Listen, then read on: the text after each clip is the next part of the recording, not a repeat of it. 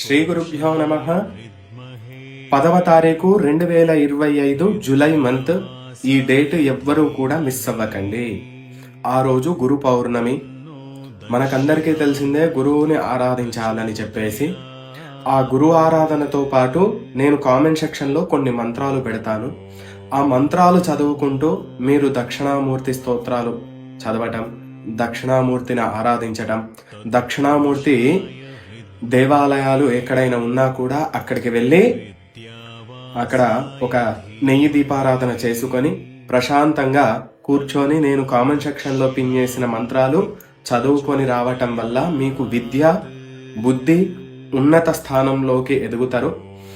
ఆ మంత్రాలు గురు పౌర్ణమి రోజే అని కాదు, ప్రతిరోజు చదువుకున్నా కూడా మీకు ఉన్నత స్థానం అనేది ఏర్పడుతుంది. శివానుగ్రహమస్తు.